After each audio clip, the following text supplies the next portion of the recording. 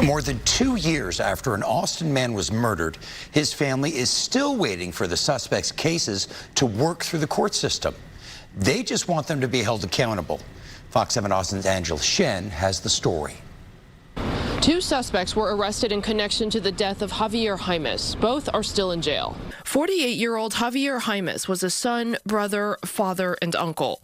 On November 15, 2023, his life was cut short on Terry Road in South Austin. It feels like it was yesterday.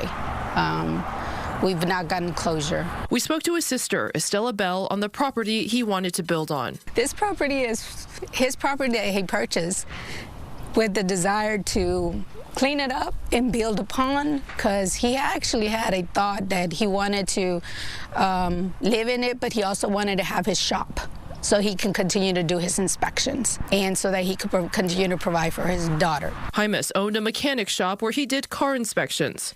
Bell says he was active in church and always cared for his family. He strived to be a service. He strived to be helpful to others. He was always laughing, full of life. He always was wanting to just be his best version of himself. On the day he lost his life, he had come to clean up the property. Bell says the people next door weren't good neighbors and an argument broke out.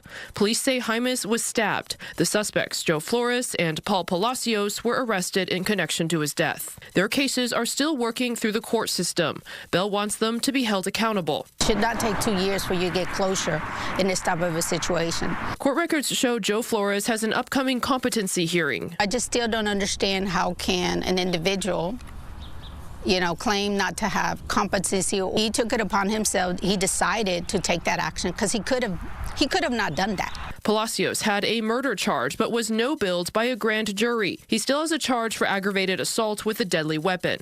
They essentially need to go through the sentencing. They need to go through essentially what the justice system requires them to go, and they need to be convicted of their actions. As Bell remembers her brother, she wants to make sure victims' families aren't left waiting. I am taking the opportunity to basically do a call to action and honor him and honor Javier and get justice.